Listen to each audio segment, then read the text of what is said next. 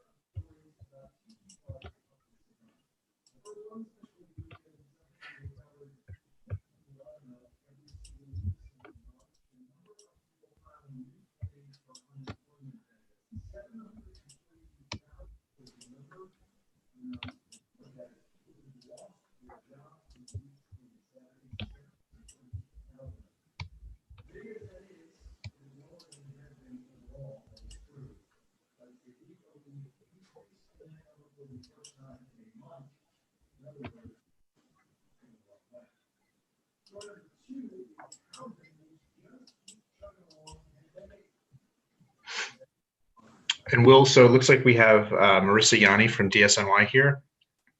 Are we expecting others from DSNY or from the Department of Health? From the Department of Health, Marissa, I just tried to unmute you. Will you tell us if anybody else is joining you from DSNY? Nope, just me. Okay, thank you. Then we're waiting on Caroline Bragdon from the Department of Health. All right. Well, it's 6:33, so why don't we get started and we can add Caroline in when she gets here. So, thank you, Marissa, for joining us, and thank you everybody for joining us. For the first agenda item, we just wanted to get an update on the sanitation conditions in the Community District 8, particularly with regard to trash pickup and also with regard to rat control. And I think there will be a number of questions, and we'll have some questions about some specific items. But I think, to start with, and as sort of further background here, I think there's been a lot of concern among the members of the community about the large amounts of trash that are piling up on the sidewalks. And, people have been seeing more rats on the street and in the parks. And so that's been a source of concern. And so we just want to hear from the Department of Sanitation to get an update on what is being done in our community district and what more can be done to address these issues. So I'll turn it over to you, Marissa. Great. Thank you so much, Russell. So as I think everyone knows, we've been hit with a lot of budget cuts over the past couple of months, and the effects you can really see in the streets. And just want to put it out there, we are not happy about that at all. We would love to be back at our full-blown capacity doing everything that we can do. So we're not completely thrilled with a lot of the budget cuts as well. There was a reduction in litter basket service, which has been pretty noticeable, specifically in Manhattan, where you used to have it basically every day. But that's been reduced, but we have been able to restore some of the service to hardest hit COVID areas in the city, which does not include the Upper East Side, but we have been able to do that in Manhattan. We've also been having a reduction in manpower through the budget cuts as well. So for the MLP, the litter patrol that used to go out cannot go out as often as it was before. We've also had a couple of holidays lately, so definitely been noticing a few miscollections that have been happening as well. Okay, so a couple of questions Mhm. on that. So, and are you able to speak to the rat issue also? So Or no, is that- I think Department of Health will be able to speak more to that and just any of the work that they've been doing. I can't say specifically what addresses they've been going to and where they've been doing some of the mitigation. I have not received any rat complaints for the district from the community board or any elected official that's in the Upper East Side. I've received other complaints, but I haven't received rats personally. That doesn't mean it's not there, just saying. Yeah, I think that's the issue. We actually, so we had spoken to the comptroller's office last month about the rat issue, and one of the things that they had reported indirectly is that apparently there wasn't an increase in formal reports regarding rats, but I think as a practical matter, every time somebody sees a rat, they probably aren't calling it in. And so, the fact is that most people, when we're hearing from the community, is that people are seeing a lot more of it, even though they're not reporting it. And so it's not going to necessarily show up in the numbers. But we can wait until Department of Health gets here to talk more about that. So just to follow up on the items that you mentioned, it sounds like service cuts or sort of levels of service are tied to COVID infection rates potentially, as opposed to, I guess the condition on the streets or the sort of sanitation commission. Is that right? Is that how decisions have been made in terms of where to sort of cut services and where to add services? Yeah, previously, that was, yes, correct. Let me just say that. Yes, correct. So everyone received reductions in July and August. That's when it was really you saw it the most.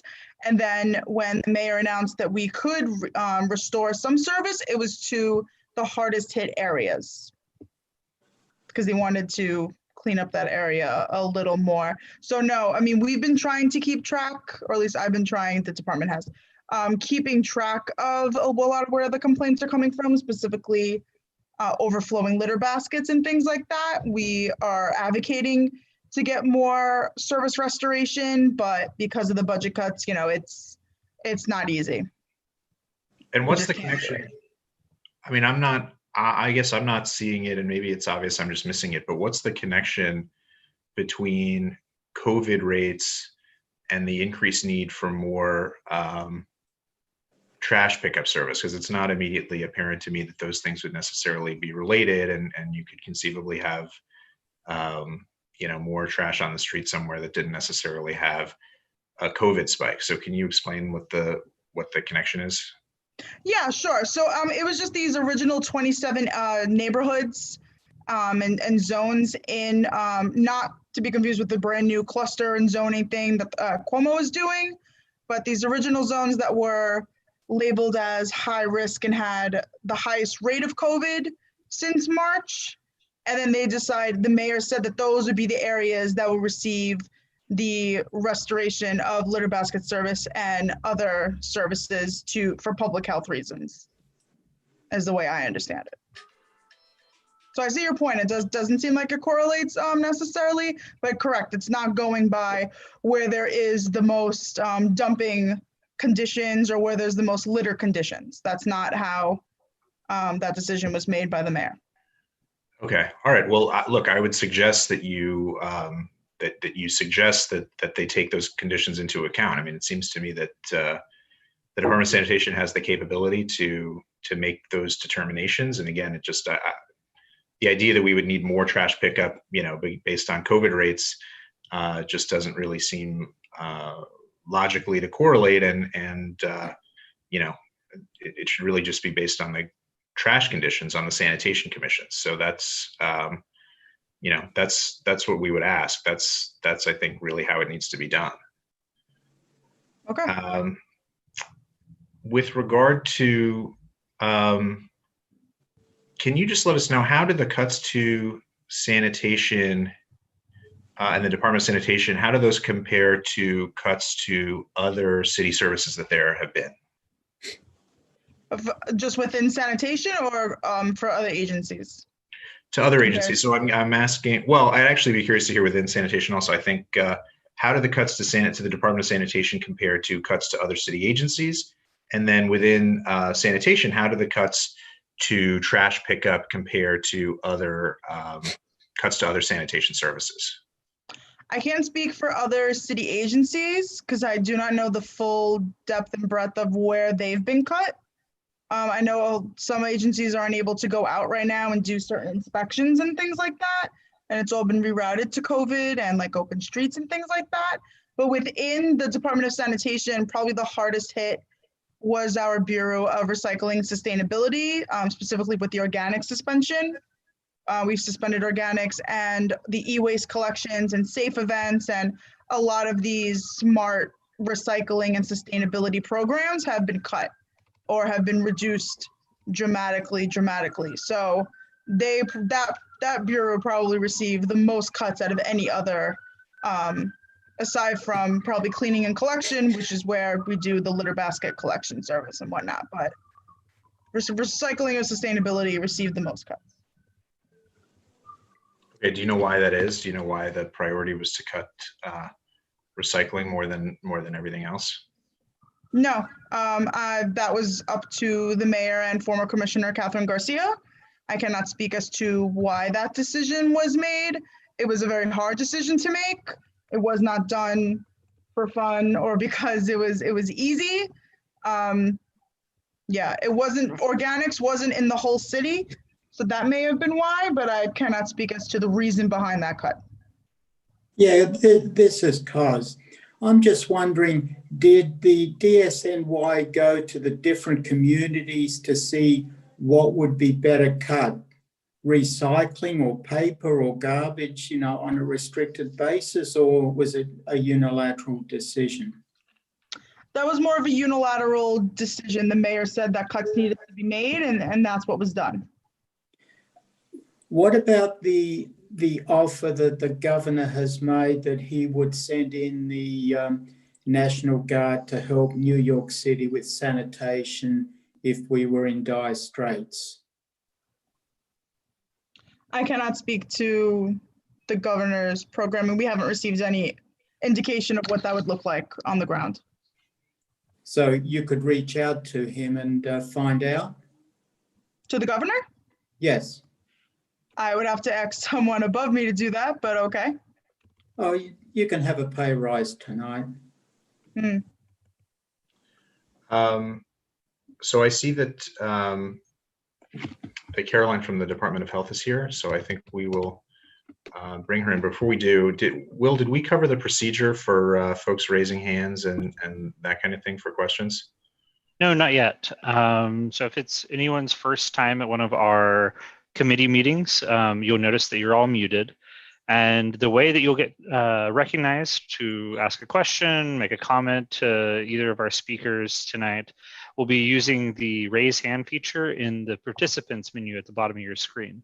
So if you look at the bottom of your screen, you'll see an image that has like two little people standing next to each other with a number next to it. Right now the number says 18, it says the word participants underneath it. You click that button and a box will pop up. And in that box, you can click raise hand and we'll see your hand go up on our participants list, and the co-chairs, Russell and Kaz, will be able to call on you as you raise your hand whenever it's the appropriate time. And if you're calling in from the phone, it's *9 to raise your hand. Thank you. So I see that we do have Caroline Bragdon here, so I want us just to, and thank you for joining us. I want us to just hear from her first, and then we will open it up to some questions. So Caroline, I mentioned this before you got here. There has been an uptick in rat sightings. We're hearing from the community that they are seeing a lot more rats in the parks, on the streets. There's a lot of concern about that. I imagine it's related in part to the fact that there's just a lot more trash on the street, but the fact is folks are very concerned about it. And,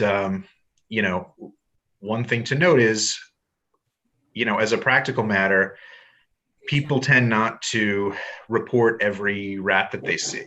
and so the fact that it may not be reflected in the data, and from what I understand, and you can speak to the data, the fact that the data may not reflect an uptick in complaints about rats, we hope that you would recognize doesn't reflect necessarily the fact that there isn't actually an uptick in sightings. So we're hoping to hear from you about what is, what's being done currently about the rat problem, and if there are plans to step up efforts to address this issue. And if you can speak particularly with regard to our community district, that would be good. Sure. So I'm Caroline Bragdon. I'm the Director of Neighborhood Interventions for Pest Control Services at the Health Department. And my team generally responds to neighborhood level complaints and concerns about rats.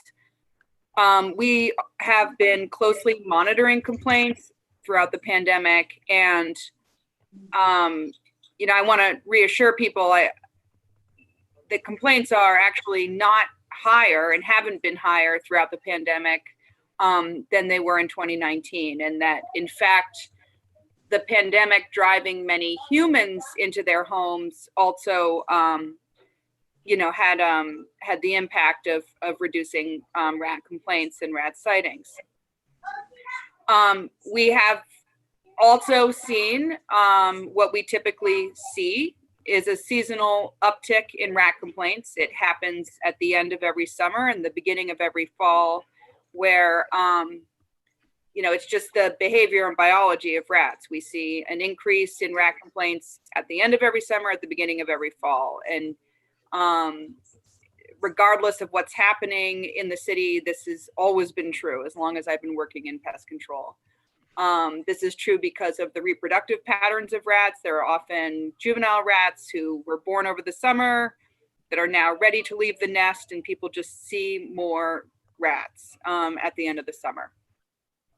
Of course, rats are coming out of their nests at night between dusk and dawn to feed. And if there's a lot of garbage on the street, they're going to feed on that garbage and be more visible. If garbage is left on the curb for pickup, they're going to, we're basically, training rats to go back to those locations and feed night after night. So one of the ways that neighborhoods can address rats is, of course, by reducing the amount of garbage that's available for them to feed. In terms of health department activities, at this time, we always are monitoring complaints and responding to complaints. And when we receive a complaint, we are sending inspectors out. If they find rat activity, we identify the owner of the property on which we found rat activity, and we send that owner an order to abate the rat activity. And abatement can include cleaning, containerization of garbage. It can include hiring an exterminator, or sealing up holes and cracks that allow the free movement of rodents. If the owner of the property is a city agency, like a park, then we will notify the Parks Department that they have to take those actions. And we have a very close working relationship with our partner agencies, particularly parks, but also with other agencies that are large property owners, like the New York City Housing Authority, Department of Education. We work very closely with these agencies to make sure that rats are remediated on their property. Let me pause and ask if there are any questions so far. Yeah, I have a question about some of the items that you mentioned in terms of what happens in response to complaints. So I guess one question is, are you guys actually involved in trying to catch and kill rats? Because you mentioned, that you'll alert the owners to abate the condition, you'll alert other city agencies to alert the condition. So are you guys just, inspecting for rat activity, or are you actually, catching and killing the rats? It's both. Our primary job at the health department is to enforce the health code. And the health code says that property owners are responsible for responding to rat activity on their property. So most of what we do is, in fact, enforcement. But when a property owner fails to control rats on their own property, we may send an exterminator to apply bait. But the vast majority of the time, our response is first focused on getting property owners to do their part. The health code clearly states that property owners or their management companies are responsible for taking steps to remediate rat activity. Okay, let me ask one more question before I see we do have other questions from the board, but I just want to ask one more question to kind of set the stage here. So have there been any changes to address the fact, obviously trash pickup services have been cut, and so as would be expected, there are now more rats on the street, and you mentioned that that's been an issue. And so my question is, have there been efforts by your department to make adjustments essentially targeted towards the fact that there are more that there is more trash on the street? Have you changed your approach or sort of stepped up inspections in response to that reality? I think, unfortunately, the response is no, and it's not because, well, quite frankly, many agencies are dealing right now with having staff redirected for pandemic response, and unfortunately, my program was one of those programs, and almost all of our inspectors have been reassigned to do the business reopening inspections that you may have heard about that are occurring in COVID hotspots throughout the 5 boroughs. So while we are still monitoring complaints, right now we have not increased any level of service. And in fact, wait times have increased for complaint response simply because those inspectors are doing the critical work that has been asked of us in making sure that businesses that are open in pandemic hotspots or in COVID hotspots are getting the inspections that they need. There are just so many inspectors in this city. And I think if you ask any agency that employs inspectors, you will hear from them at this time that they have all been redeployed to work on COVID. Got it. All right, let's open it up to other questions. So I see that Marco has a question. Let's go to Marco. Sure. Thank you so much. First, Caroline, can you give us your phone number? I know the procedure is always to call 311, but it's always very helpful is to have the phone of, not your phone office, but at least somebody to complain to. Are there any chance to have that one or no? Sure. I'm happy to give you my phone number, and I'm also happy to give you my email address, but I guarantee that in order to generate an inspection in our system, we need that. We need that one service request. That's fine. That's fine. No problem. It does acceptable your explanation. Well, I'm going to put and that's what I'm right here tonight. You describe who origin of the rats. You say it's either in the private property. You describe it as the owner, and you're absolutely right. And then I think that's the way that should be. The owner should be responsible to, especially to cover any holes in the building, and that's basically coming in and out. But my point is, you mentioned the parks. What about? I'm going to describe exactly the location on 81st Street, that going east to the river. That is the entrance to the esplanade where it starts the big esplanade, the big board. Right there, there is a big section because the street is a dead end, and the end of that part, it is a huge wall retention that doesn't belong to no building. It belongs to the street, and then continually to that, there is a building. So I explained to you this with detail, is always in the contention wall there is some holes. I know that these holes are created for drainage of the water. It is needed, but right there is a big nest of rats that covered the whole neighborhood. And one day, when I was walking by, and I saw like 20 people looking, that the rat came out of that hole, and like maybe 12 rats was behind of the female rat. So I mean, it's uncontrollable, this part. In addition, I'm seeing all these black box with poison. So my point is, who is responsible in that case? That this retention wall is not under any building. It is actually the end of the street. And this complaint, I put it about like 4 years ago, and nobody listened. And that's what I'm asking the phone number. And nobody listened. And somebody has to take action for those spaces. Also, another problem is in the nature developments, when they did some jobs, some repairs, wow, this is a big nest of rats.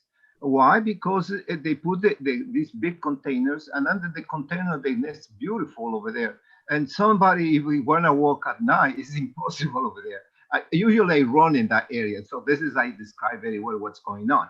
And also there is a container that is for those people that do some sport on the river, and the corner just on the 96th Street. I don't want to go against them, but always I ask them, look, there are holes under the container that they nest very well, these rats.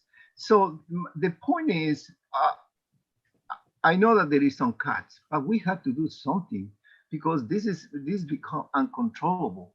In addition to this one, also I'm seeing rats on the tree pit, and they make holes everywhere in the whole neighborhood. And now you have this good idea of this road sidewalk. Under the road, they put platform to level the street, the road with the sidewalk. And then obviously there is some holes, and there is another beautiful place for nesting rats and mice. So I know we had to do something nice for the small business, in this case of the restaurants, and I agree with that part. But the problem is DOT, they said no decks, and then at the end said, okay, it's probably decks. You can do that. So DOT, they encourage to do this kind of stuff. They shouldn't, because if there is no platform, I don't think it will have a problem. So these are my serious concern in the neighborhood. And it's not in one specific place, it's everywhere. In addition to that, there is so much garbage that is uncollected. Marco, what I think would be good would be the for the specific locations that you have provided. I think if we can collect those, and Will, if you can pass those on, and Caroline, if you can have folks go out and address those specific areas that Marco's highlighted as like big concentrations, or basically nests, I think that would be helpful. And then, sorry, I'm just trying to move things along a little bit, Marco, but if you, I think the point about, do you want to just sort of ask about the point about the wooden platforms, and I guess, what there is that can be done about that? That was another question. Are you talking to me or somebody else? Yeah, well, I guess that was something you mentioned. So let's just get Caroline to address that point. Are you referring to wooden platforms that are being built by food service establishments for outdoor dining? Yes. Okay. So in those cases, unfortunately, the property owner would be held responsible for any rat activity in and around those structures. I mean, the way that the health code is structured, it's the property owner's responsibility. If the property owner is leasing space out to a restaurant that then builds an outdoor structure, and there's rats harboring in that structure, the property owner will get first an order to abate from us, and then they'll get summons issued if they fail to do the abatement. I mean, there's kind of a trust put in these food service establishments that want to build these outdoor structures that they're going to have to take responsibility for those structures. And we did build some rat prevention language into some of the DOT's outreach materials around outdoor dining for food service. They have to clean these places. They should make sure their exterminator is treating around them. And they need to monitor these spaces to make sure rats don't end up nesting in and around the structures. They are highly vulnerable to rats since they are serving food on these structures. I mean, I spoke to people about this, you know, and I tried to embed some of the prevention language into the materials so that everyone understand. But it's really not the city's responsibility in this case. It's the property owners and the businesses. Now, for the other kinds of locations that you mentioned, tree wells, retaining walls that are on city property like DOT, retaining walls, parks, NYCHA developments, all are responsibility of the city. And as you said, these are spaces that we can inspect, and then we will refer back to the owner agency. NYCHA has a robust extermination staff that are all working throughout this pandemic. Parks Department has their own extermination staff. They are working as well. DOT has assisted us before by sealing up holes and cracks that were in their infrastructure that were allowing rodents to freely travel. So, you know, these referrals, once made, can often result in positive change. I do want to recognize that in pandemic times, things are taking a lot longer than we would normally expect. But please, if you have service request numbers for these locations, for 311 calls, send me the locations along with the service request number so that I can look up the case and make sure it's been addressed. If they are emerging issues that haven't been reported yet, you can still send them in an email. Just make sure that it is very, very clear that the exact geography. We prefer a street address or a tax lot to get the inspection done. Marco, did you have other questions? The only thing is, you just mentioned also the people they drop garbage on the street. You know what it is the rats, they organize very well. When the buildings, they put all the bags on the sidewalk to collect. They put it, most of the building owners, they put it around 5, 6, 7. That's the time they have to be put in. But the rats usually is coming around 6, 7, 8, 10. That is the time. So it's a good, the rats are very intelligent. They know exactly when they put the garbage and they're coming out. So how do we resolve this issue? Because we cannot blame the building owners, because that's what they said, the regulation. You have to put the garbage at such a specific time. But the rats, it's coming exactly when legally is allowed to put the rats out, the garbage outside. And that will be the last question, and thank you. There are things you can do to mitigate the attractiveness of those garbage piles. I mean, the best thing to do is, if you know the sanitation trucks are coming in the morning, then to put your garbage out as close to that morning pickup as possible and not the night before. We do advise that property owners and management companies know exactly when their trucks are coming. If it's a business, they should know when their private carter is coming, and then wait to put garbage out so that you're minimizing the amount of time that garbage sits on the curb. Businesses in particular need to work with their private carters to make sure that garbage is not out for more than an hour. It really, you know, it can sometimes take a lot of organizing. If you have a bid, it can take a lot of organizing to make sure we're following up and businesses are doing their part. There are other things you can do. You know, some big buildings, they may not be able to pay their staff, or some small buildings may not be able to get garbage out morning of pickup and have to do it the night before. So in those cases, what I do recommend is using a very thick garbage bag, you know, one that won't rip or leak. You can spray down the inside of the garbage bag with like a 10% bleach solution. You can also clean the garbage area with a 10% bleach solution, scrubbing down those exterior spaces, making sure that there aren't spills or food residues that may be, again, attracting rat activity. You know, when you see rats, we always come back and say, clean, clean, and clean. And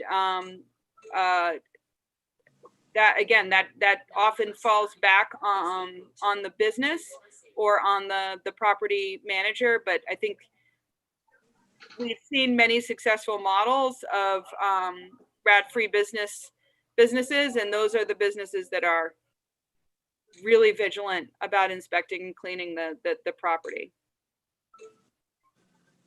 All right, let's go to Alita. Thanks, Russell. Thanks, Will. So this seems to be a situation where an ounce of prevention is worth a pound of cure, that getting rid of them before they make their families and leak out all over the community would make a huge difference in terms of ultimately, when you have more resources, trying to control them. So I know another community organization, I think Carnegie Hill Neighbors, had presented something about a rat academy or something like that. And I'm wondering if you have some kind of video with instructions of how to look for rats in your neighborhood, around your buildings, so that people could control them, that we could post on the CB8 website and provide links so that people could see it and maybe learn from it, is one thing. And then I don't know about, for your outreach to small businesses, there is a hole in the sidewalk above the Lexington subway line that is very close to a national coffee chain that puts its garbage out in pretty thin bags, and they pile up, and sometimes they open up and they leak. And we have some mischief makers in the neighborhood that empty trash cans, pull open that round thing. So those are city things. The carting is private. But in terms of what Marco was referring to, if do you have easily accessible materials on how specifically to control rodent infestations also that we could post, so that business owners could see, or building owners could see, what they're required to do and the best way to do it? I mean, I never would have thought, but what do I know about rats? By the way, I think you have a pretty strong stomach, that spraying around with bleach might be able to help. Just information like that might be really useful, especially if the population grows. But I really don't understand why I understand why resources need to go to COVID, but I don't understand really why it's so ignored for something that's such a patently serious health issue. And thank you for being here. Yeah, well, thank you for having me, and also thank you for your plug about the Rat Academy. The Rat Academy is a program that is operated by my team, and we have had many Rat Academies that have been sponsored by partners in Community Board 8, and we would be very happy to have Community Board 8 sponsor a Rat Academy in the future. We are doing them remotely, and we have a community outreach coordinator who is teaching Rat Academy, and I can connect this group with her, and we could set one up. We also have a website and a brochure that has a lot of useful information. I have a separate brochure that is just for food service, also on rat prevention. So we definitely have the educational materials, and you are welcome to link to our website. I always appreciate it when people look at that website, and the brochures are there. You can request print copies of our brochures. There's one called Preventing Rats on Your Property. And again, if you want to pass out those brochures or have them available in the community board office, you're welcome to do so. Thank you. Thanks. Yeah, I think that would be very helpful. So we'll follow up with you to try and figure out a rat academy. I think that'd be great. Sure, that'd be fun. It's a good winter activity when everyone's stuck at home. It's fun to talk about rats. All right. That's what I mean by a strong stomach. Thank you. Yeah. Thanks, Russell. Sure. Sandrea. Hi, greetings, everyone. My name is Sandra I. Coleman. I'm a resident of Isaac Houses and a leader in my community.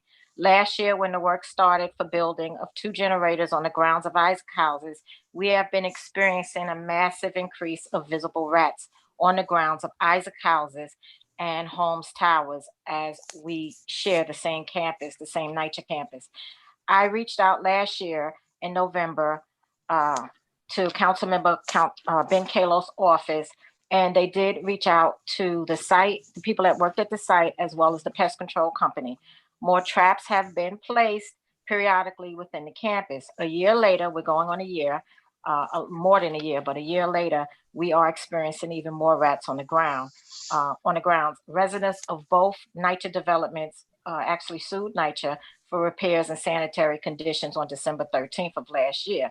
Yet we are still experiencing the rodent infestation on our grounds, visible rat holes, even with court order inspections and court ordered stipulations due to our lawsuit. Also, there are 2 recycle areas on our grounds which people place trash at when they shouldn't.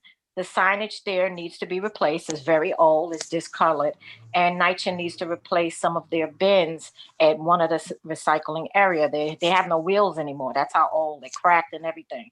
My ask is to the community board and those who are on this call, can they help us to eradicate the infestation on our grounds, and also guide NYCHA to get help to replace their bins, their recycled bins that are needed. Thank you. So I'll start by saying I'm familiar with Isaacs and Holmes, and I am also familiar with the lawsuit. We did hear from the lawyers involved in that lawsuit, and my team did go out and inspect Isaacs and Holmes on 3 different occasions to help inform some of the response related to the lawsuit. So we haven't been there in several months, but my understanding was, yes, there was rat activity identified, as you noted, throughout the development, with multiple rat burrows observed, but that after we had referred that to NYCHA, that they had really ramped up their efforts to respond and had sent exterminators and were really working hard to make sure that a coordinated abatement effort occurred. Now, often when there's kind of pressure put on NYCHA, you'll see a very focused response that will then dwindle when the pressure is removed. So what I can do after this meeting is just email my NYCHA colleagues and remind them that this issue is still there and that they need to continue to respond. And I think that they really intend to make an effort. It's just NYCHA has a lot of properties, and sometimes they get stretched very thin. But I will follow up by asking them to double down on their efforts at these 2 developments. In terms of replacing the recycling bins or the trash containers, that request should go directly back to the property manager. And if they're not responding, or if they have some barrier in place, I don't know what those barriers would be. Could be a financial barrier. Sometimes they wait until construction is over to replace infrastructure. But that is not an area that I can help. Those kinds of requests have to go right back to the property manager of the development. Yeah, Caroline, this is Cos. Maybe the board can write a letter to them. It doesn't have to be officially voted on tonight, I think the board office could write a letter to them, couldn't they? Will, Yeah. Alida? I think we could. But I think it would also, Caroline, if you could please also, contact them directly. I think that would be, yeah, that would be a big Absolutely. help. I can And- do that. I can do that tonight. That's something that I can do. And again, I've put my, I've shared my email address. So Sandrea, if you want to take my email and follow up with me directly, I'd be happy to talk to you more about it. Thank you. I already took it. Thank you. Good. Yes, thank you. Thank you. Well, Thank you. For one other point, Caroline. I think we've had a couple of Rat Academy that you've been there a couple of times at CB8. I vaguely remember that if somebody contacts you, you will go out and do an inspection. Is my recollection correct or not? Yeah. Generally, yes.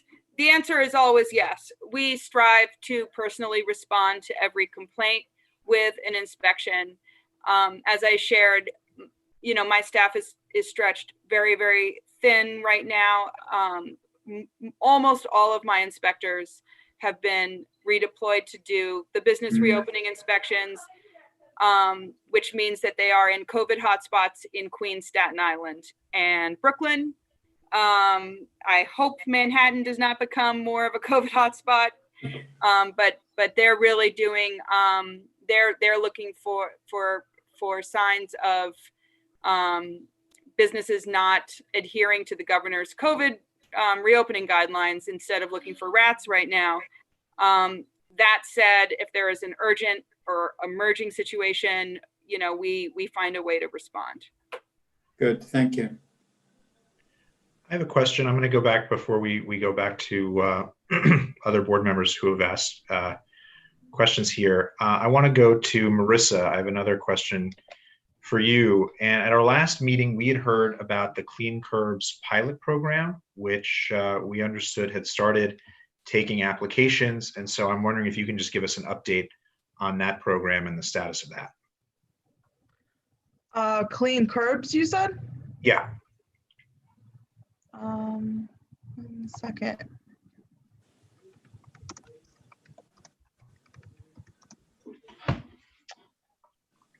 So no, I do not have an update on that program.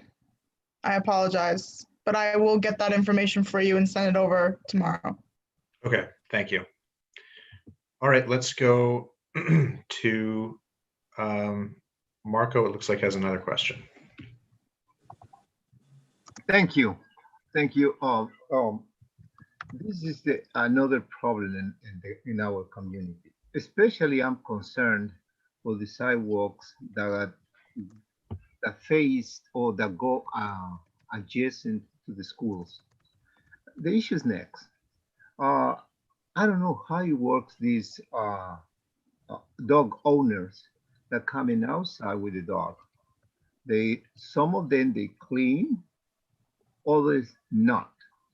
And if that happened at the entrance of the schools, I have a friends that go to the school exactly to St. Stephen's on 82nd between York and First Avenue. They complain that I walk myself.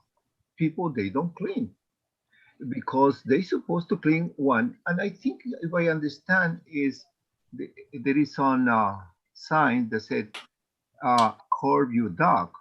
My understanding is, correct me if I'm wrong, that means the owner of the dog has to take the dog to the curb. So the dog do whatever they will have to do, but then on the curb, because those good dog owners, they clean, but it's always the stain of that. So if the children go to the schools and they step on that, just imagine how it is a nightmare for the students, for the teachers, for everybody. And I think that is, I don't know, this is tough for everybody. I don't want to go against the dog owners, but I think some of them are irresponsible and has to take some action in that direction. This is all over the neighborhood, and I think it's all over the city. Thank you.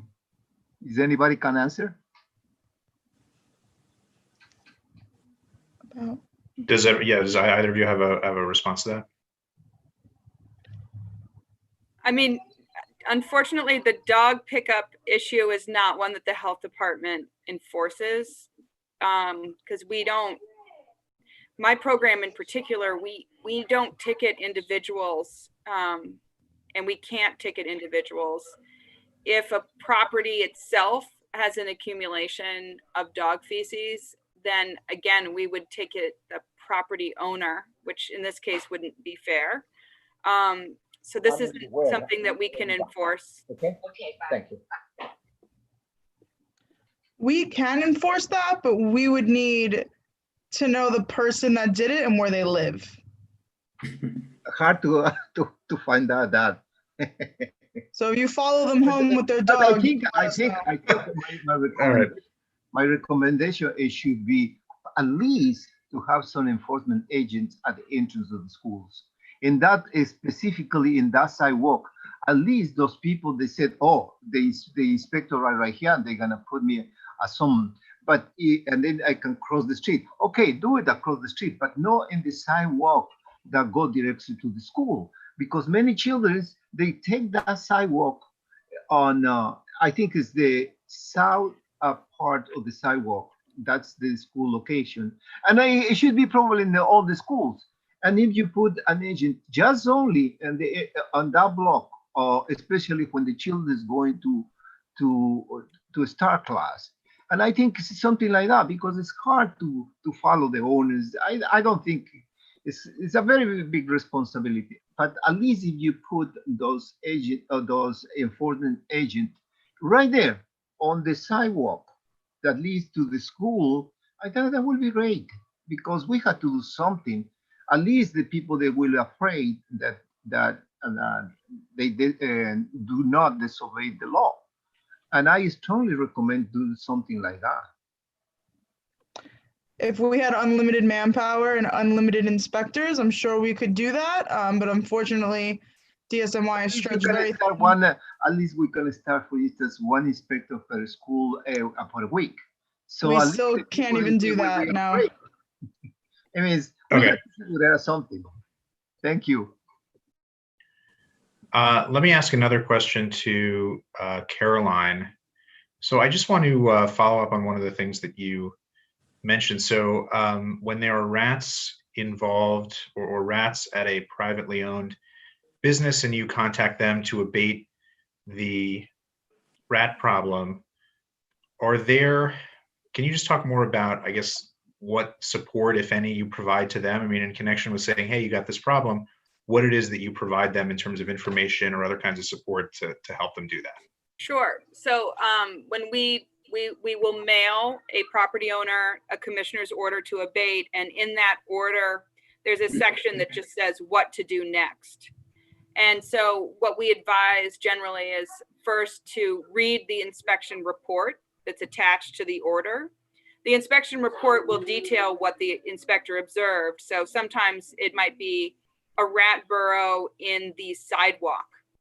And in those cases, the easiest thing for the owner to do is to seal up that sidewalk. So get some cement, get some filler, and just repair the broken sidewalk that may be allowing the free movement of rats. There are other things that we may be observing in an inspection. Sorry, I have very loud children. I'm going to just shut my door. That's okay.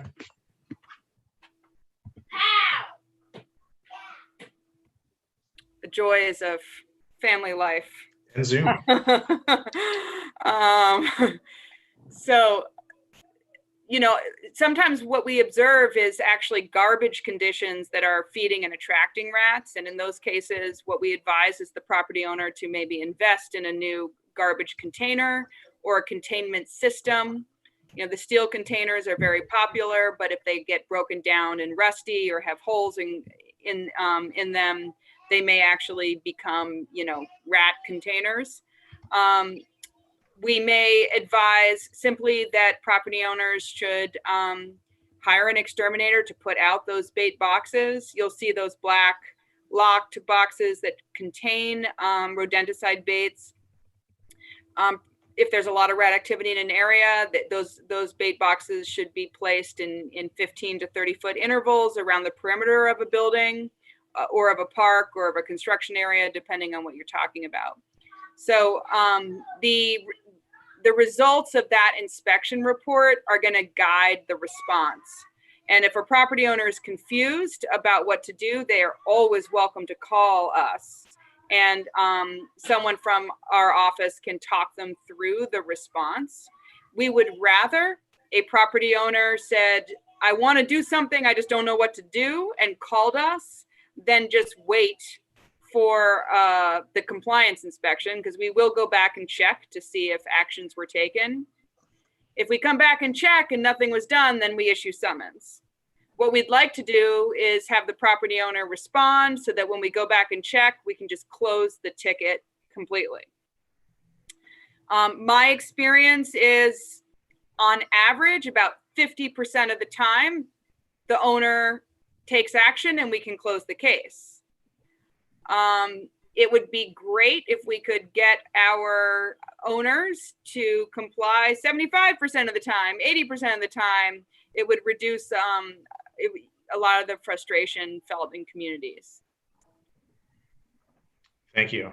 And I have one last question, and I think maybe we'll move on to the next item here. But I remember there were a few years ago, there was some fanfare around advanced new rat traps that they were going to be rolling out around Brooklyn Borough Hall, and there were news stories about it and all this kind of stuff. Yeah. So I'm just curious about, whatever happened with that. Have those rat traps been used elsewhere? How successful were they in the end? If you could just tell us some more about that. Yeah, thank you for asking that question. So we were involved in some of the monitoring around Brooklyn Borough Hall. They did indeed have a severe rat problem there. And we also saw the aftermath of the installation of those rat traps. So what the trap was basically like a box, and the rats could go inside, and then they were drowned in kind of like an alcohol solution. So rats that went in that box were most certainly killed, and the box was trapping rats. What I never observed was that there was any kind of rat control actually achieved at the Borough Hall location. So mainly what they were doing is kind of skimming rats off the top of their population. But the actual root cause of their rat problem was simply never addressed, which was that the area of Borough Hall in Brooklyn, it has high foot traffic and lots of food vendors, a subway station, and no real garbage management plan.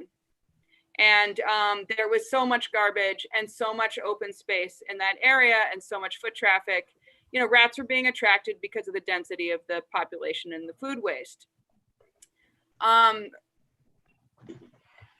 rat trap was catching rats at that location, but they weren't achieving rat control.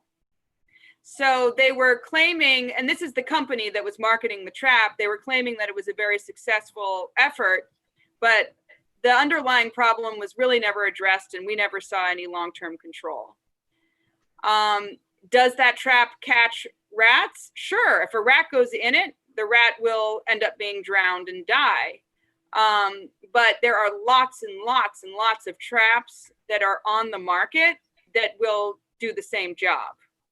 And you can easily buy those traps. Any property owner can buy a trap. You can buy them online. You can buy them at Home Depot. And I didn't see anything special or unique about this particular trap. What we did see was that the company that was marketing the trap was very effective in marketing it in New York. But it was more of a marketing scheme than it was that it was new technology or that it was particularly effective. Got it. All right. Well, it sounds like that goes back to what Alita was saying about an ounce of prevention and a pound of cure, and the cleaning efforts and the sort of mundane stuff is more effective ultimately than some of the flashier kind of later stuff. So I think that's it for this first agenda item. So I think, Caroline, we can let you go and I'll say goodbye. Yeah, thank you very, very much for coming. And obviously you've heard a lot from us, and there's some items to take back. So please do that. And we'll look forward to hearing more from you. And we'll be in touch about a Rat Academy and some of these other items. That sounds great. And I wish everyone the best. And, you know, a nice cold winter will also knock out some of the rat activity. So not to wish everyone a cold winter, but it will help us with as the weather gets cold, cooler. Thank you. Take care, everybody. Bye. All right, so let's move on now to the next item related to the monitoring at the Marine Transfer Station. I had sent around to the committee members the monitoring summary that came out earlier this week.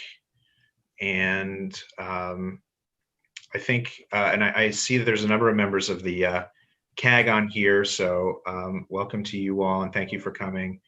And, you know, I think basically the concern that the community has, Marissa, is that, you know, the summary came out and it seems to indicate that the transfer station, you know, that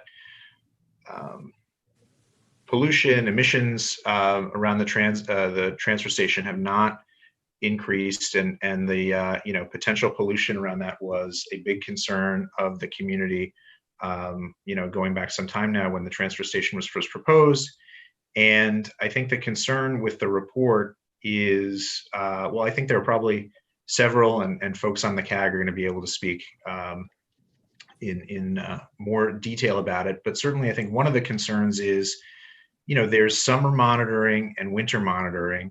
And the summer monitoring that took place this year took place at a time when the city had seen a lot of people leave due to COVID. And there were a lot fewer people around, and there's sort of presumably less, you know, less in the way of traffic of all kinds, including garbage truck traffic and that kind of thing.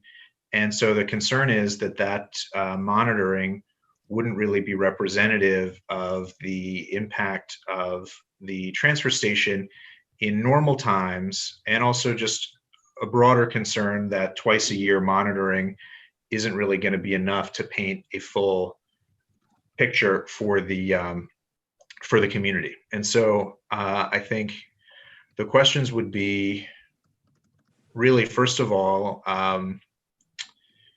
you know, can we get more monitoring and more frequent monitoring at the Marine Transfer Station of the air quality?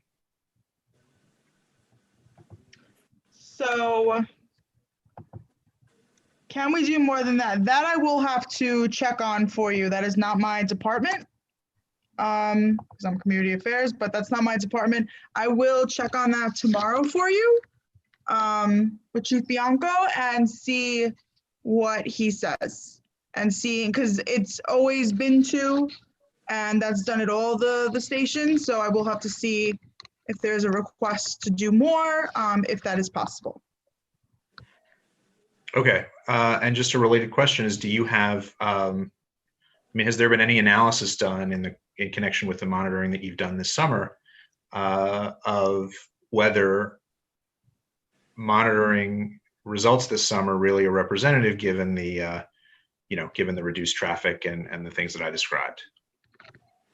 So I actually have not seen the report that just came out, so I can't say for sure, and I'm not the expert on that, on the air quality monitoring. I will be honest with you, so I will have to get that answer for you. Okay, let's go to questions. I see Kelly Nimmo Gunther has a question. Hey guys, I just want to make sure that we get you. So obviously this has been a big issue on the CAG. But I think the thing that people need to understand, the most important about the monitoring is we could certainly request more monitors, but the biggest issue is where those monitors are even located. They are not located, and we have written a report. I'm pretty sure we've sent it to CB8. Will has sent it around. But we have an extensive report from an air monitoring expert about all the issues we see with the city's protocol and what we as a community need to see them do. But on your point about monitors, we can certainly ask for more monitors. And I would ask that we refer to this report and our counter proposal back to the city to get those monitors located where it really matters. Where it matters now, quite honestly, we can just throw all these reports away. It means absolutely nothing as far as the impact to people. Or I could say if we have bad data from there, let me tell you, it's going to be 10 times worse if they had put the monitors where it really truly would impact people on the field, people in the playground, people in the streets. But that's unfortunately not what is happening. And Kelly, I want to just clarify something. So if in the event that we are able to get the monitors placed in a more representative location or in a better, the locations that you're recommending, is twice yearly monitoring then going to be more reliable or Oh, yeah. Yeah, I would absolutely, look, if we had to prioritize our request to the city, I could, look, we're not going to get the world. And the world is we want continuous air monitoring the entire time. They have declined that many, many times. We've asked for real-time data, of which we know they are collecting. Their EBAM equipment actually provides this data. The city has just refused to give it to us. And look, if I'm going to be very fair to Catherine Garcia, I think the years we've been working with her, I think in the very beginning, I think she felt very burned about, how we were coming at them at all these infractions. What I think we need to focus on as a community is the big picture in just answering the question, is this facility adding pollutants that are dangerous to the community's health, and especially the elderly and the children that are closest to the vicinity, and that's around Asphalt Green.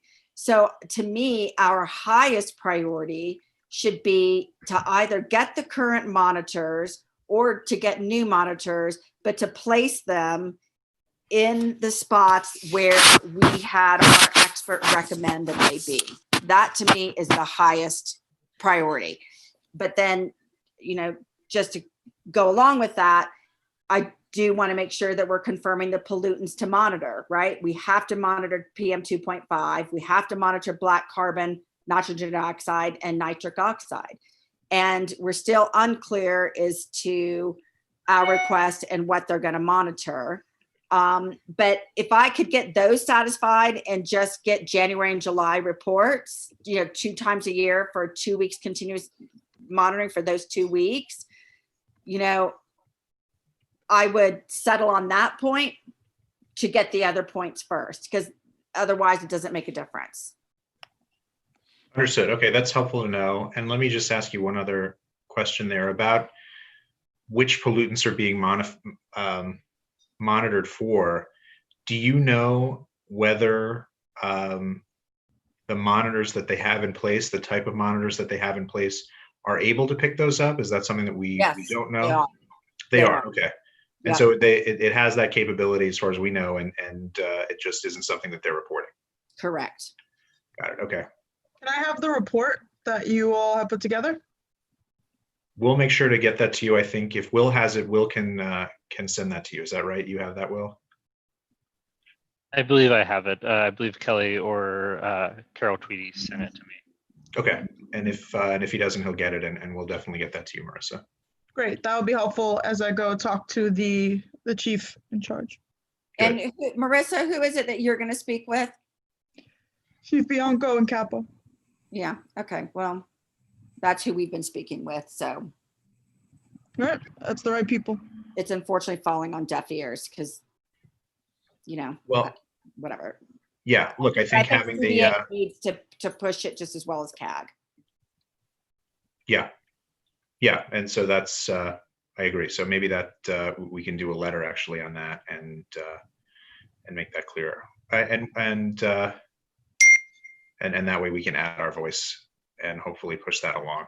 Let me go to Wendy, who has a question.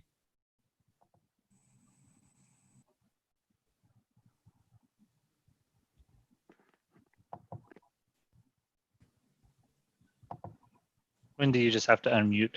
I did see Carol was waving her hand. If you want to go to Carol while we wait for Wendy to unmute. Sure, that sounds good. Carol, go ahead if you can unmute yourself.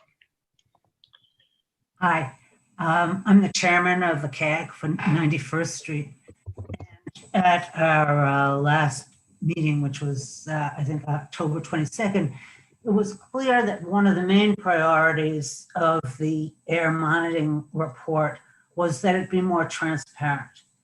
It's 165 pages. I worked today hard to understand all of it, and as a layperson, I can't. It just was discussed at the CAG meeting.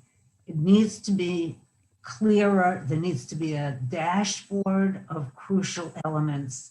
And then I think we want to work with how we distribute it in the community. And actually we had talked about Community Board 8 being the appropriate place to deposit that information. At this point, a previous report that we were given required us, actually it was Asphalt Green, to hire a professional to analyze what that report said. That report did say that they were within state regulations and that they were measuring a PM 2.5, which is what we had wanted. It also said that at that point there was no problem, although that was when the MTS was really just starting. Now we have more data. From what I can see, we're not in problematic territory. But again, that facility is not operating anywhere near its capacity. And then we have, of course, the influence of COVID. So getting these reports regularly and available to the community, since one might fear that there will be greater usage and so the air monitoring is more crucial, is an important thing that the Department of Sanitation needs to do. Thank you.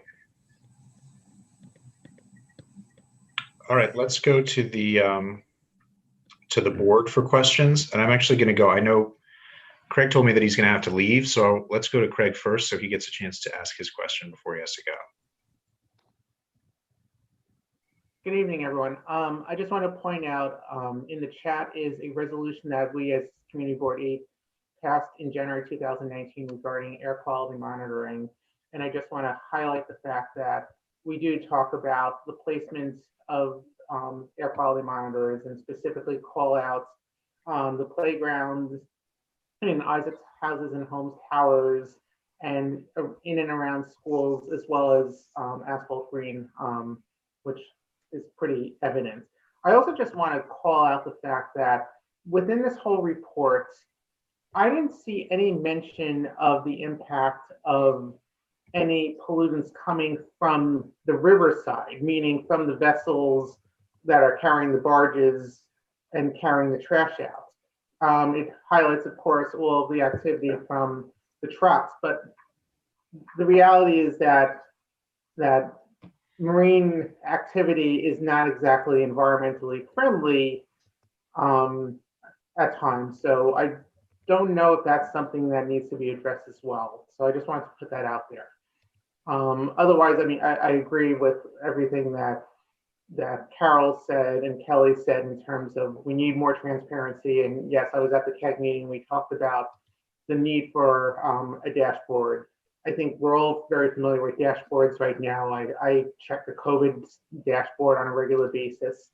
And I think that would be something that if we were able to accomplish that would be really useful to the community to be able to demonstrate what the impacts of it are. And let's also just keep in mind that we're at a time right now where air quality has improved dramatically based on our expectations. For anyone who may have seen it, there was an article today, a study that had come out that basically said that our air quality is back at 2015 levels just because of the reduced activity and with everything having shut down and curtailed to a degree during the pandemic, that there's been this huge improvement to air quality based on compared to what it would have been the case. So I think we need to frame everything in that sense, just as we talked about, not knowing where we're going to be in the future. And I think it's also important to note that we still are operating well below capacity. Hopefully we'll continue to operate well below capacity. But as we all know, there's always a possibility in the future that as much as currently there are no plans to have commercial carting, commercial carters use the 91st Street Marine Transfer Station, it is possible in the future. And the city designed this for a much greater capacity. So we need to just be vigilant about what could happen in the future. We don't know what future administrations and mayors may prioritize in terms of how they view how they view a citywide sanitation plan. So I just wanted to put those things out there. Let me ask you a question. I don't know if you know the answer to this, Craig, and maybe some of the CAG folks on the meeting may know, but so this is a resolution from February 2019, and it refers to a counter proposal that was made with regard to monitoring locations. And so is that, I guess, is that counter proposal still sort of the operative document that the CAG would want us to refer to in terms of what we're asking for, or is there something more recent that we should be referring to? I was gonna, if possible, either Kelly probably can speak to that. She's unmuted, yeah, so go ahead. Yeah, so that's exactly right. And I'll grab that document and just to make sure that you guys know the document, but from the CAG, I'll send it to Will. Will, if you don't have it, in front of you. But you can send it to everybody. But I think we do need to, that resolution that Craig's talking about is absolutely referring to that counter proposal from CAG to the city /DSNY. And then I just wanted to follow up, because maybe we can go back to Marissa, is that Craig brought up a good point about the tugs. And Carol, I don't know if you know the answer. I know we've been circulating around CAG, but it'd be great to know if they have increased the tier for the tugs, because that, to Craig's point, that is actually one of our biggest concern is those tugs. But as the technology was becoming available, they were supposed to, Covanta is supposed to update the tugs.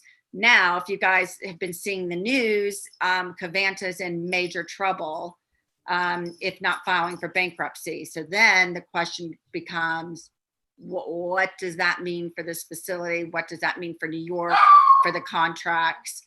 So I think those are some things that we need to be, a CB8 or whomever needs to have kind of on their plate, and making sure that we're communicating about what is happening with that. Marissa, again, I know you're not the technical person, but do you have a response to that? And if not, obviously, we're going to want you to take all of these items back. Yep, I'm writing them all down, and I'll talk to the team tomorrow. Okay. I actually have another question related to this resolution, which is, does that counter proposal include the additional pollutant monitoring that Kelly mentioned? So for example, if we were going to do an updated resolution or something to talk about adding these additional pollutants, we can refer to the same counter proposal. Yes. Great. The counter proposal is all inclusive, and I'll make sure you guys get a copy, or get it to, actually, Will, do you have it, correct? I have an April 2018 one, and I have a December 2018 one. Which is the? Let me just get it and I'll send it to you. Okay. Just to be sure. Yeah. Okay. I just want to make sure I have the right one. Yeah. All right. So let's now go to the board members for questions. So Marco Tamayo. Thank you. Russell, I think I appreciate that you called me, but you should call first the two persons that they are in the community I'm seeing there are two. Kelly Mimo Water and Yep. So Kelly was just speaking, so I don't. the other one is Wendy. I don't know. I didn't gather. And Wendy had put her hand down. Oh, okay. So if that's the case, I can go. Yep. Okay. The solution, the issue is next. I was one of the luckiest one that I visit the facility before open, and I have an opportunity to see how the facility was functioning, and I was extremely happy because I never have an opportunity to go these kind of facilities, especially without start the operation. And immediately I analyzed carefully that one of the biggest problems, and that I think we should go in that direction, is they have an air condition. The air condition, what it is an exhaust system. Actually, they pull up the air inside and throw outside. So this is where start the contamination. What we have to do is probably a resolution requesting that the Department of Health issue how frequently change the filters. Because if they have filters, if have everything, and they don't clean or they don't change periodically, so what can no sense is to have outside these readings instrument, so do not have no sense at all. So the best way to contain the contamination is to stop in the facility. And how do you stop in the facility? Is clean the filters, and clean all the exhaust system more frequently. And we would like to have a report of that. If they neglect, obviously the particles outside, it will increase. So we should go in that direction to disclose how frequently they change the filters on that place. And that will be help a lot. So the readings, it will be more trustful, it will be more effective. But if we don't, the beginning of everything is basically is that facility, and there is this exhaust system that throw outside, and that creates the biggest problem. So we need to control the filters of this facility, and that is the main issue that I would like to raise. And I'm very happy if we can pass a resolution requesting a disclosure of the frequency of changing of the filter, because that has to be constantly changing that part.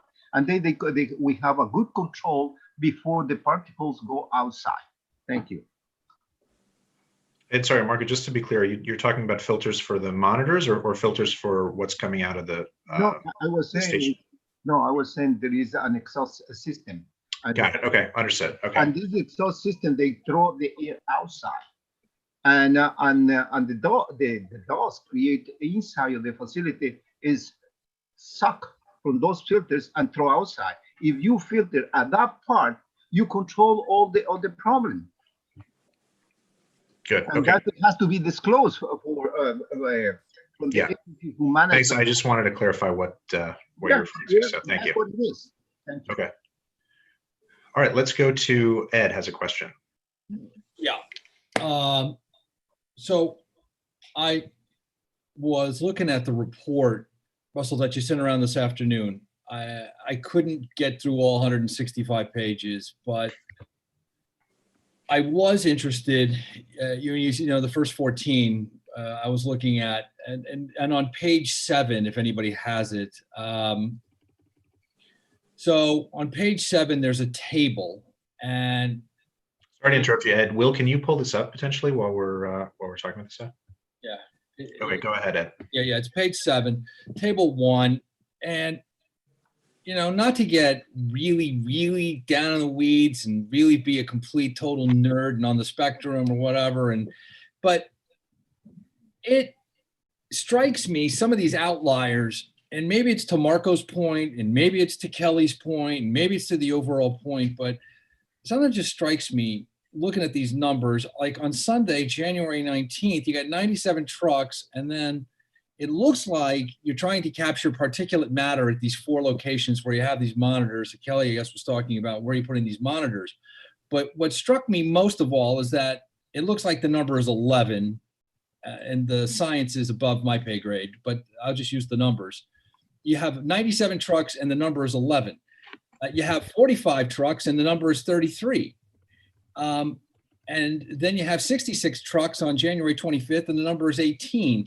And is anybody catching where I'm going? Like you have 72 trucks and the number is 8. And it seems like it's running in, I don't know, something seems askew to me. And maybe it is just an outlier, and maybe it is just the particularities of the moment in which you're capturing these snapshots, because that's what they are.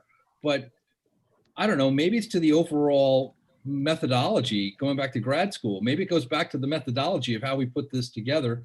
I don't know, I guess they call it an algorithm now. Back then, in my simpleton brain, they used to call it equations. But either or, whatever you call it, I don't know. Something seems a little askew, and maybe somebody could elucidate it for me, and maybe it's a user problem. I don't know if it's a question or an observation, one or the Yeah, I mean, well, it may be that folks on the CAG have views on it. I mean, to me, just as I'm a layperson also, but it suggests that, to the extent that the concern is that the monitors that are in place now aren't really accurately capturing what's going on, this seems, the point you're making seems consistent with that, and what you're seeing seems consistent with that. So that would be my kind of interpretation in the first instance. Although again, obviously I don't know any more about the stuff than you do. But Kelly has her hand raised, so I think it would just be helpful to hear from her and see what she thinks. Okay. Yeah, Ed, I think you bring up a really good point, and I think we have a community issue, and echoing again what Carol said, but we have a community issue that we're getting this data, we're getting these reports. We're not going to get it in the format that we need. Asphalt Green previously, under Carol's leadership, paid for people to really, who are the experts, to kind of comb through this and be able to communicate it to us in layman's terms. So without her leadership and without those resources anymore, we're stuck doing what Ed's doing, which is, well, wait a minute, this is not making sense. So I say that because I have a question, is that we have an expert, and that's Dan Gutman, who gets it very well. But I'm out of funds to keep paying for it. So is there within CB8 any coffers or anything that we can do to help hire or pay an expert to, one, help us understand these reports, and then maybe two, work with these reports and suggesting to the city how we communicate them in layman's terms? I just don't understand the resources within the community board. Yeah, I think, well, that's something we would have to check on. I'm not sure if we do, but it seems to me, just in the first instance, if we can get reports that are more intelligible, just in terms of what they're putting out, before we spend money on something. And if it were a situation where there were no way to look at this data without some kind of an expert, then, we can, I guess that's something we can look into. I mean, I just don't know the answer in terms of the budget and that kind of stuff. But just in the first instance, again, I mean, I just think before the board or the CAG or anybody has to spend money on this kind of stuff, I think let's just try and get the department to give us what we need and give us what we can actually use effectively. Yeah, I hear that. I like it. Here's the challenge that I'm going to give you to that, right? Is that, let's say that they do it, and let's say they give us the data the way that we want it, that we understand it. Then you're going to have a huge trust factor of the data. And I say that in the sense that, do I think they're going to be honest with what they're reporting? Absolutely, I do. Do I think that what they're reporting is really what we need? So for example, without our expert, we wouldn't have known that the monitors were in the wrong place. We wouldn't have known that the EBAM equipment provides the data that we need, but it's not being given to us. So that's the hard part, is you need an expert to tell you what you don't know, and if it's actually being done right. So I think that no matter what we do, we have that issue as a community, and we're gonna have to figure out how to come together. And I think the only answer is to get an expert on it, and we got to figure out how to make that happen. But Kelly, this is Cos. if we had the location and a synopsis or a condensed report, we don't want to know every single hour. What we would like to know is the maximum, the minimum, and the times that it was, rather than, 20 pages of hourly reports, which is useless to anybody. Exactly. And we've even outlined for them, again, if you read our counter proposal, we've outlined, to your point, exactly, Kaz, what this report should entail and what it should communicate to the community. So I 100% agree with you. So maybe the DSN, we can go to the DSNY and ask them specifically for that, rather than 165 pages of meaningless data to us. Yes, and you'll see in this counter proposal, we've actually done exactly that. For several years now, we've been very pedantic, very specific about how we need to see the data and what we want to see in layman's terms. And the constant response we're getting back from Capo, his predecessors, is that this is what we're getting. So it would be great to get Community Board 8 involved, and that we get a unified voice for what it is we need and how we need to see it to put the community, assure the community that the MTS is operating safely. Mm-hmm. Yeah. Okay. Also, Kelly, while you're on, wasn't the argument of DSNY that they don't want to put permanent stations around the place, and wasn't it suggested that the temp or the mobile testing sites that could be moved around from place to place on a rotating basis? No, that was never suggested. If I understood you correctly, Kaz, I understood you to say, did DSNY agree that they could move the monitors on a rotating basis? They have never agreed to that, no. No, not that they would agree to it, but wasn't it suggested to them that they could set up mobile testing sites at different locations? Because the complaint was you can't have one station set at the one location indefinitely, but we could have one at 91st, one at the York Avenue on a rotating basis. I'll let Carol, I've been kind of the one leading a lot of the air quality.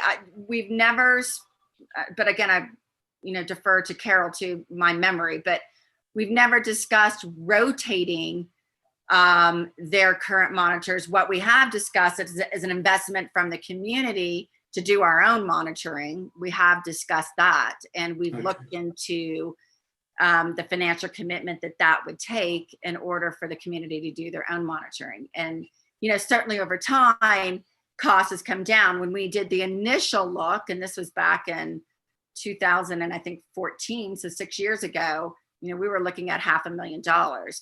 And I think a couple years ago, we got it down to maybe 250, 300,000. We haven't looked at it recently, but that's just another community cost to do kind of mobile or rotating, if you will, monitoring. Okay, maybe it was a transport committee that came up with different sites for testing. I can't remember now. Okay, thanks, Cal. Sure. Okay, let's now go to Alita, who has a question. Unless, sorry, Marissa, did you want to, it looked like you were responding, potentially. Nope, sorry, I think it's just the traffic outside my window makes it seem. That's okay, that's all right. I saw the yellow box and just wanted to give you a chance. So Alita, please ask your question. Thanks, Russell. Thanks, Will.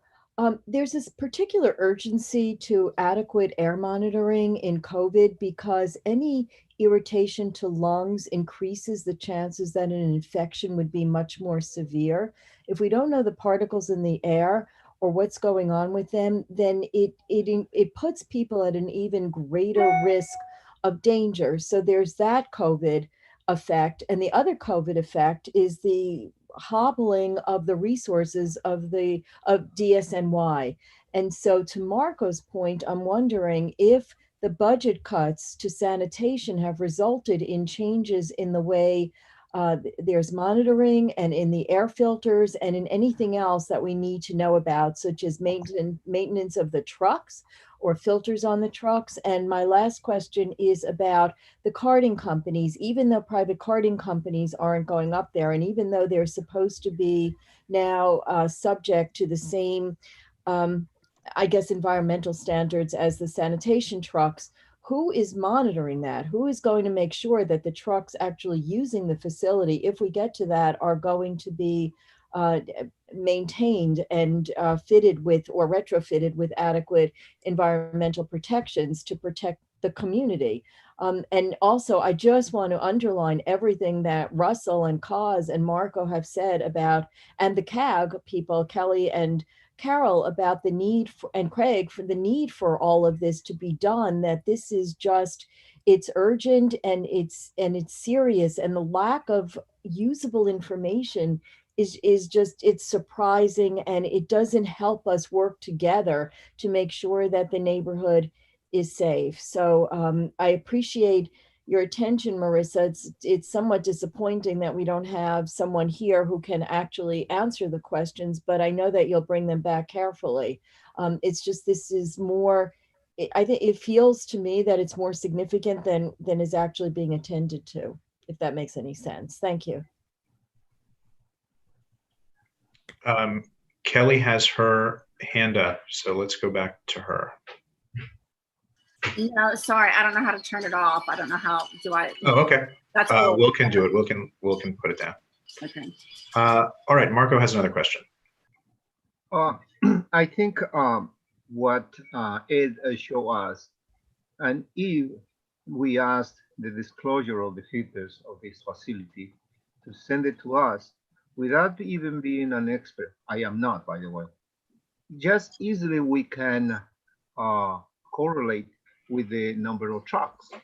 If you have in some period of trucks more garbage, the filter has to be changed more frequently. Very simple equation, very elemental way to follow up without having a very technical person in that field. You just see it, the number of trucks, and you see how frequently they change the filter. If the filters are changed less and they have more trucks, right there, it would tell you that the reading outside of the facility, all the meters, if they're contradict, right there we can prove that is something wrong in the process. It's no the transparency on the process is questionable. So this is what we need. We need exactly is the disclosure of the filters. Thank you.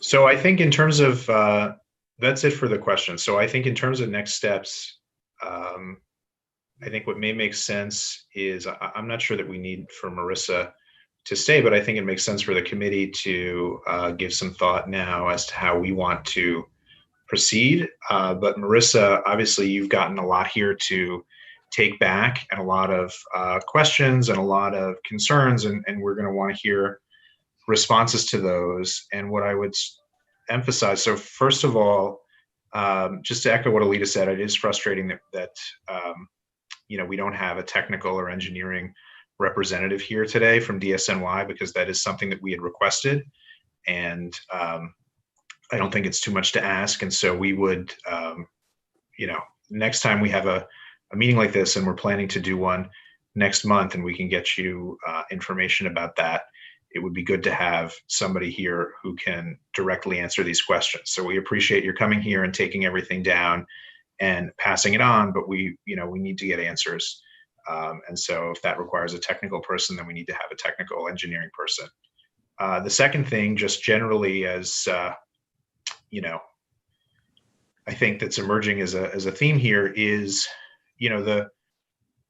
the requests that are being made, the requests that have been made by the CAG, the request that was in the community board's prior resolution, these are things that don't seem like particularly heavy lifts, right? So the question of reporting data that is able to be collected anyway, that's not really asking for a lot. Changes to where the monitoring goes, that's not really asking for a lot. I mean, these are things that are higher priorities, that are not that are obviously not as difficult as something like more monitoring. And it seems like these would be things that should be very easy to implement. And so I think there's a real question as to, and this is one of the other things that we want to emphasize and that we really want to get answers to, is why is it that there's resistance to doing these things, or that they haven't been done? And I think we just haven't even gotten answers to those, that just sort of basic question, let alone actually having the suggestions implemented. So I think those are really the key points here. And again, I mean, please take back what we've said, and please do ensure that we get an engineer to address these issues at the next meeting where we discuss this. Yeah, I took notes on everything that you all said. I was not informed that you needed someone to report back on the air quality monitoring report. So sorry that we didn't have anybody else here tonight to speak with all of you. Probably would have been better to have someone, not me. But I will take everything back for everything you asked. If you have anything else, Will has my email address. You can send any more questions to me, totally fine. And I'll make sure I get those answers for you. If I can just get that report that Kelly was referencing, Will, if you can send it to me at some point, that will really be helpful, so I can attach that when I send all my notes over to my supervisor and to the appropriate chiefs. And I do want to let you know, you're not totally on the hook for that. The person, John Capo, was supposed to be here, but he had a death in the family. So we are thinking about him. But we just found that out right before the start of the meeting. Got it. Okay. I didn't realize that. Well, that explains why. So it sounds like there isn't really any resistance to having an engineer come. And so that's something we'll certainly want, and very sorry to hear about that.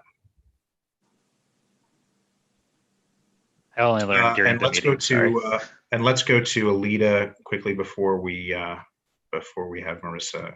All I wanted to do is ask Marissa to please express the board's condolences on the death in the family. I hope it was not, I mean, obviously, I don't know, COVID related. Either way, it's really sad. And thank you, Marissa, for taking it back and giving this the attention that it needs. Obviously, there's a great deal of community and board concern, but you've heard all of that. So I'll stop now. But we really would like answers and adequate testing, but there's no point in rehashing and repeating. So thank you. I really wanted to ask you about the condolences. Thanks, Russell. Sure. Sorry. And one other item, it looks like Wendy tried to raise, she used the reaction hand raise instead of like the participant hand raise, but let's just go one more time and try and see if we can get Wendy, who earlier it seemed like had a question. Hi, can you all hear me? Yes. Oh, awesome. I kind of wanted to piggyback on an early point that Kelly had made about different places of monitoring and what the monitor is picking up. I wanted to also add that we have a problem in our neighborhood with mold, especially at empty construction sites. And this is a significant contributor to people experiencing breathing problems and asthma. I myself had to stop using a particular bus stop because of the very strong smell of mold, and it was affecting my own lungs. So I wanted to add that in. There's always the possibility of less expensive monitors and partnering with a place like Pace University or someplace that has a robust environmental program where they might be able to either pick up some of the costs or have the engineering expertise to help us.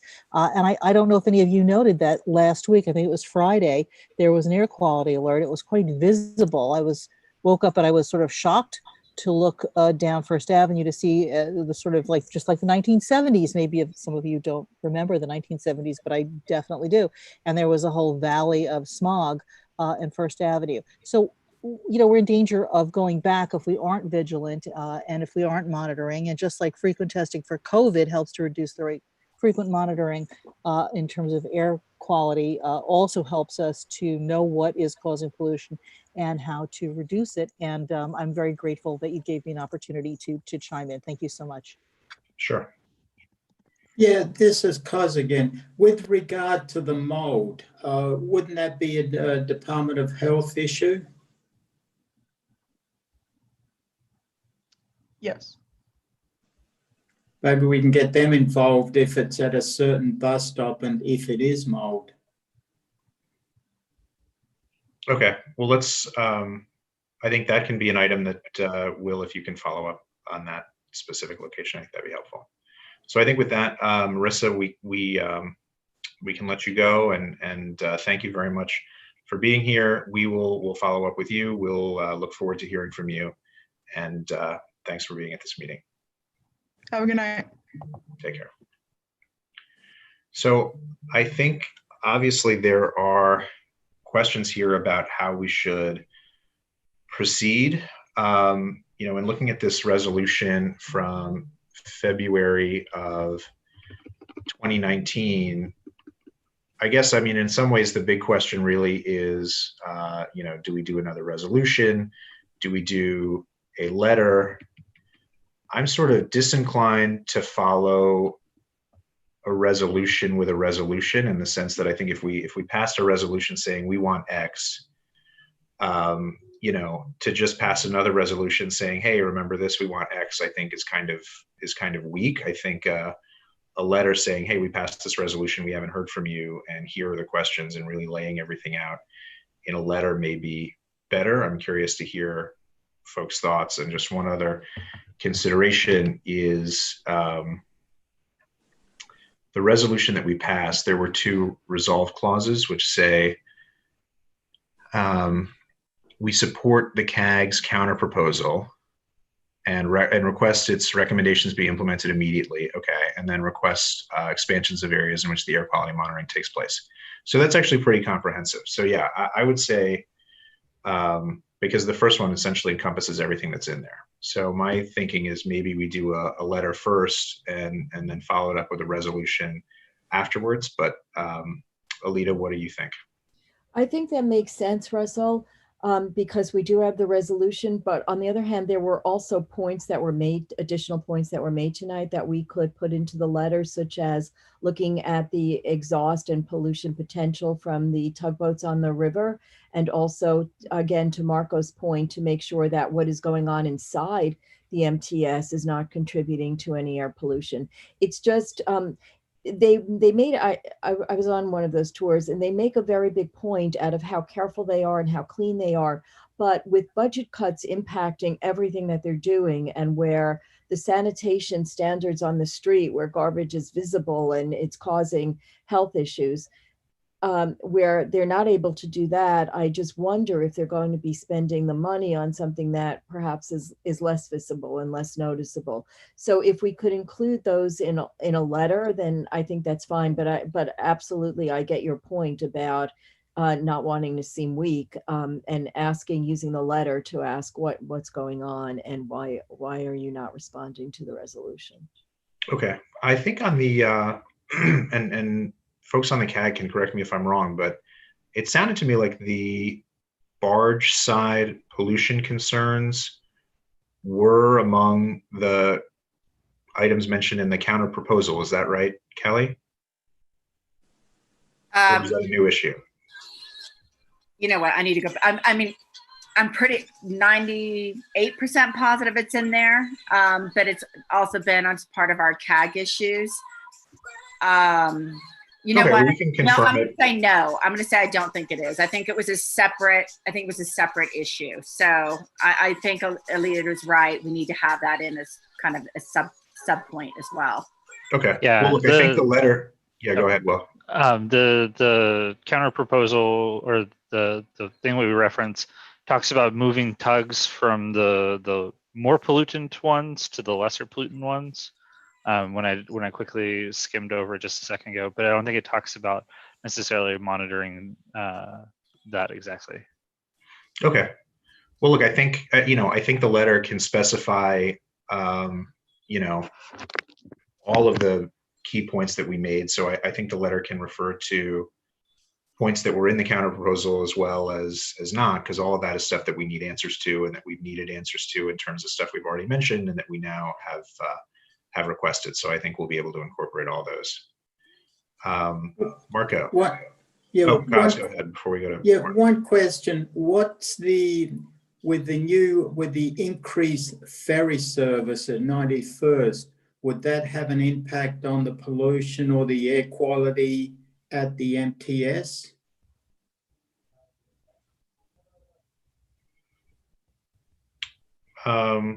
Kelly's shaking her head. Maybe.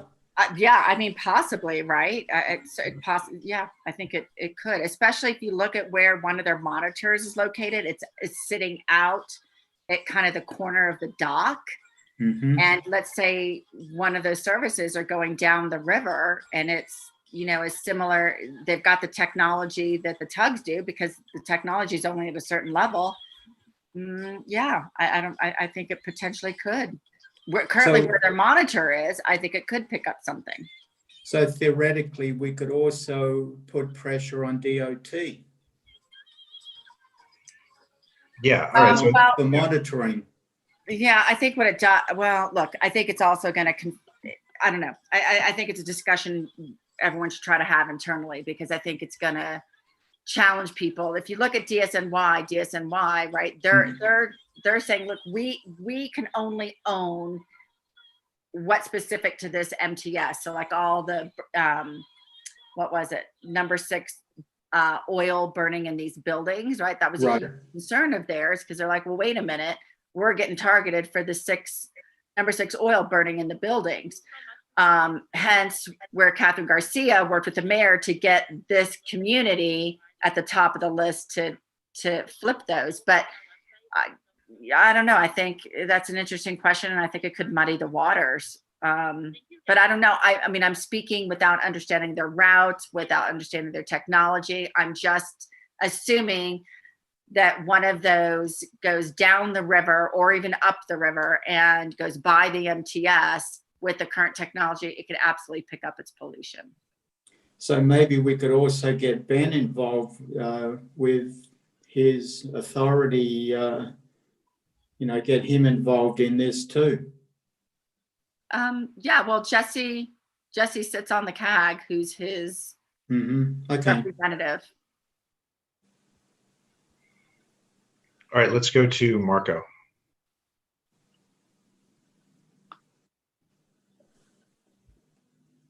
Thank you.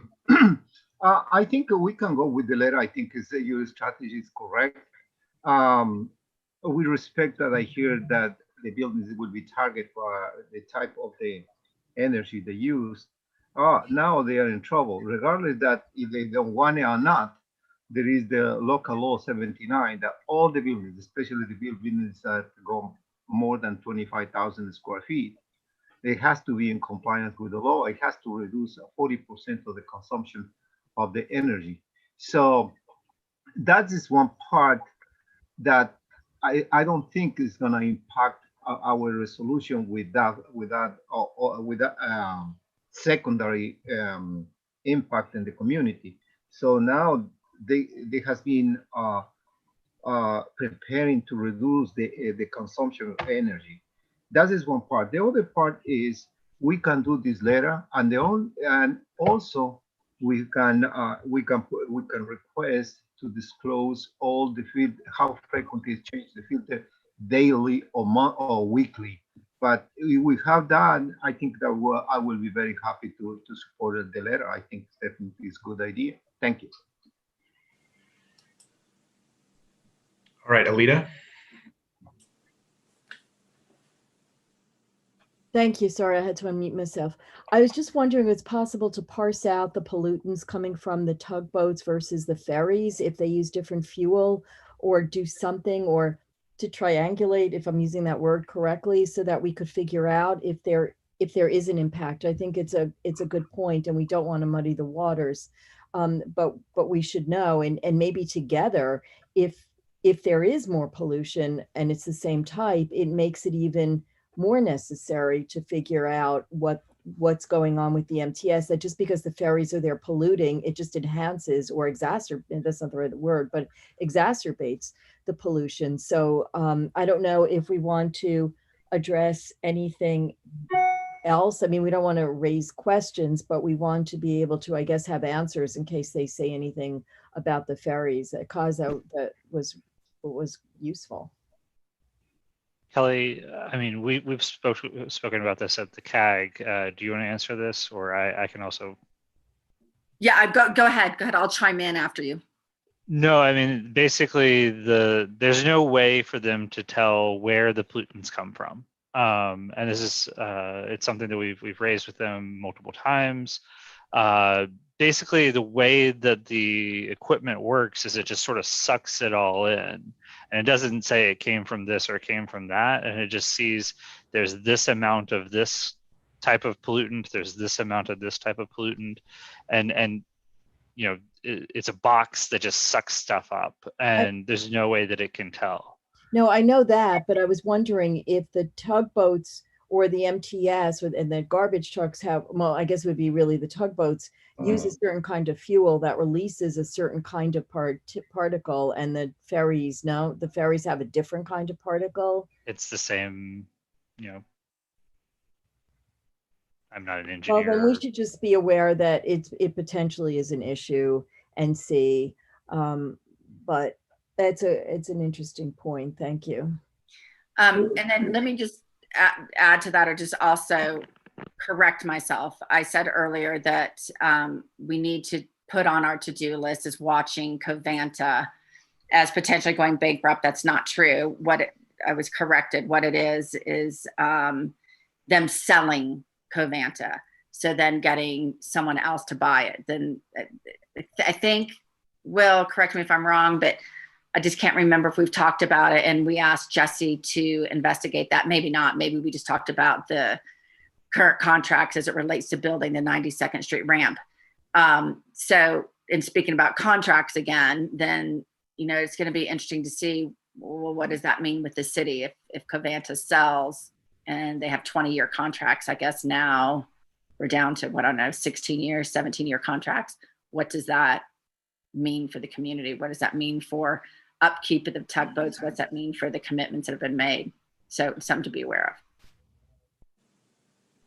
of. Will, can we get a report from DOT about the monitoring at the 91st Street terminal? Do we even know if they do that?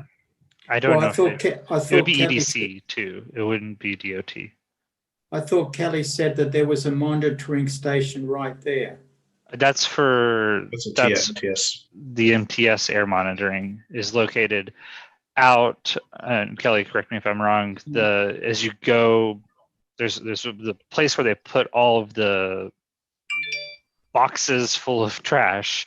They wait to be lifted onto the tugboats. That is one of the locations that they have for air quality monitoring based in the permit that they have from the state and et cetera. Oh, okay. So there's not one at the ferry terminal. Close, but it's not there for the ferry. And So EDC would be the one to ask if they do. So there's not one at the ferry terminal. Don't know. To the best of my knowledge, the answer is no. Okay. All right. Well, look, I think we have a plan of action here. So we're going to write a letter, and it's going to follow up on what we said in the resolution. It's going to make the various specific requests for information that we talked about, and particularly on the priority items, you know, relating to what they're monitoring for and where the monitors are going to go. And, you know, I think we'll also want to just emphasize the point that I made, which is these don't seem like particularly heavy lifts in terms of what we're asking for. And so, you know, part of the question is just why, if they don't want to do these things, why is that? And we just need to get answers to these questions. So, and it sounds like they're open to sending us somebody who's more knowledgeable next time. So I think that'll be helpful also. So I think that's going to be, let's do that, and we'll take it from there. We'll see what they say. Hey, Maxwell, just to answer your question, at least what they're telling us why they don't want to do it, the common answer is what we do for you, we have to do for everybody. So it's a standard protocol. Got our pushback to that has been, we're the only one located in a dense population with children and seniors. So, you know, we're trying to compare apples to apples. We're not an apple, we're an orange. We're very different. And that's why we need these additional security measures to make sure that the community's safe. Yeah. I mean, look, to me also, the other point is, again, just given what we're asking for, and maybe there's just elements of it that I don't understand, but, you know, what would be the big deal if, you know, they had to share all the information they collect with everybody? If it's stuff they're collecting anyway. I mean, it just, what are the extra resources that they're having to expend to just provide information that they already have? And, you know, what is the extra resources that they have to expend to take monitors that are in place anyway and put them in places that are more useful? I mean, that, to me, those are really big questions. And if they had to do that citywide, I don't even really see what the big deal is, but obviously we'll hear from them, and maybe there are answers to that. And Alita, I'll go back. Let's go to Alita again. Thanks, Russell. I'm just wondering how the pollution dissipates over the course of a few blocks. East Harlem has a higher asthma rate. Maybe it's worthwhile to ask CB11 if they would have a resolution in support of additional air quality monitoring. They've got schools and other things nearby. And if it does, and I don't know, blow up there, then they would have a strong interest in supporting us on this. Yeah, that sounds fine to me, but to me, that sounds like something that's sort of further down the road, because we're kind of still finding out what I think if once we get when we get a response to our letter, you know, whatever it is, I think, you know, there'll be further action potentially that comes out. And I think then at that stage, you know, if we're passing another resolution, we can ask for, I guess, a supporting resolution from them, would be kind of my thinking on it. Okay. No, but further to Alita's point, why can't we write 3 letters? One to the DSNY, you know, with the letter that we've gone through these resolutions, we need an answer. One to CB11, finding out from them what they're doing, and would they combine with us about the air quality in their area combined with ours. And one to DOT, we can ask them, or get the DOT committee to ask for air monitoring at the 91st with the increase in ferry service. These are 3 different letters. The DOT one's got nothing to do with the environment, but the other 2 are related to the environment. Okay. I mean, for DOT, it sounds like it's a D. It's more like what Will was saying is maybe it's DEP instead of DOT, but DOT's in charge of the ferries, aren't they? EDC is. Okay. So we can write a letter to them for monitoring there. I mean, with the increase in ferry service at that location, you know, they've got quite a few ferries in a day. Sure. Yeah, I think, you know, there's no harm in asking. But that's Craig and Warren's, Chuck's department. All right. Well, look, maybe we'll let's. I guess we can touch base with the transportation committee about that third letter. But for the other items, I mean, I think we can start. Obviously, the DSNY letter, we are definitely up to definitely, yes. Yeah, and we can just look. We can reach out to CB11 and see what they think and what they've done on it, and if it's something that they've given any thought to, and kind of take it from there with that. Mm-hmm. So, do we need a resolution about writing the letter, or we can all agree on writing the letter? I think we just do it. Yeah, I think it sounds like folks are on board with the letter. So I think let's just write it. Good. Okay. Thanks, Russell. Thanks, Will. Yeah, thanks everybody. So do we, I think that's it in terms of the agenda. I guess we don't really have any old business or new business. So I think with that, we can adjourn if there's a motion. Move to adjourn. Motion to adjourn. Second, third, fourth. Thank you very much, you guys. All right. Thanks, everybody. And to the members of the CAG. Yeah, thank you. It was a huge help to have you guys here to help inform us on all this stuff. Thanks, Kelly. All right. Take care. Thanks, Kelly.